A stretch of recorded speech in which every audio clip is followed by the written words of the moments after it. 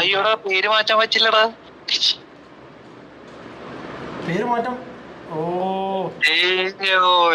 No guys, പേര് മാറ്റാൻ പറ്റില്ല. കോയിൻസ് കാണാം ഇതിന്. ഗൈസ്, അപ്പൊ പേര് മാറ്റാൻ പറ്റത്തില്ല. അപ്പൊ നമുക്ക് ഛേ. നമ്മുടെ ലൈക്ക എടാ, പ്രൊഡക്ഷൻസ് ലൂസിഫറിന് കൊടുത്ത സെയിം പണി നമുക്ക് ഗെയിം തന്നു. അത് മാത്രല്ലടാ, നീ ഇത് ലൂസിഫറിന്റെ ട്രെയിലർ കണ്ടാ? അവരെന്തോടാ 180 ഇറക്കാന്ന് പറഞ്ഞിട്ട് PM മാറ്റിട്ട് AM-ലേക്കൊക്കെ ഇറക്കി. ഇതെന്താ പ്രശ്നം? അത് ആ എടാ, അത് നെറ്റ് പറ്റിയതാണോ അല്ലെങ്കിൽ വേറെ എന്തെങ്കിലും പ്രശ്നമുണ്ടോ?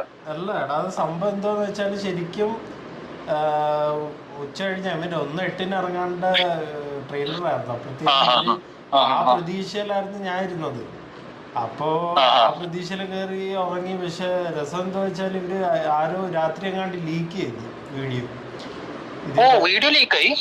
ട്രെയിലർ ലീക്ക് ആക്കിയടാ. അപ്പോഴത്തേനും ഇവരാണെങ്കിൽ അപ്പം അതിന്റെ ആൾക്കാർ കാണുന്നതിന് മുൻപ് ഇത് എത്തണമല്ലോ ട്രെയിലർ. അപ്പം ആ ഒരു കാരണത്താൽ അവര് രാത്രി തന്നെ ട്രെയിലർ റിലീസ് ചെയ്തു. ഓക്കെ.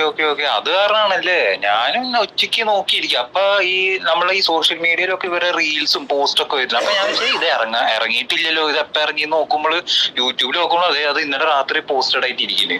അതെ. പക്ഷെ ഇതിനകത്ത് വേറൊരു രസമുള്ള ഒരു കാര്യം എന്ന് വെച്ചാല്, എനിക്ക് തോന്നുന്നത് ഇവര് മനഃപൂർവ്വം ഇവരുടെ ടീം തന്നെ ലീക്ക് ആക്കിയിട്ട് പിന്നെ അത് കവറപ്പ് ചെയ്യാനുള്ള രീതി. കാരണം എന്താ വെച്ചാൽ ഇപ്പം 1/8 ഇട്ടാലും ഒരു നോർമൽ ഒരു റിലീസ് ആവുമല്ലോ.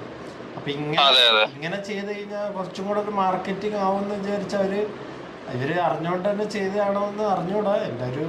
എനിക്കങ്ങനെ തോന്നുന്നു. എന്തായാലും ട്രെയിലർ എങ്ങനെയുണ്ടാ? ഇഷ്ടപ്പെട്ടോ? എനിക്കിഷ്ടപ്പെട്ടു. കൊള്ളാം. ഞാൻ സത്യം പറഞ്ഞാൽ ബുക്ക് ചെയ്യാതിരിക്കുക. അപ്പം എന്തായാലും കാണുന്നവരെല്ലാവരും ട്രെയിലർ കാണുക, ടിക്കറ്റ് ബുക്ക് ചെയ്യുക, പോയി കാണുക അല്ലേ? അതെ.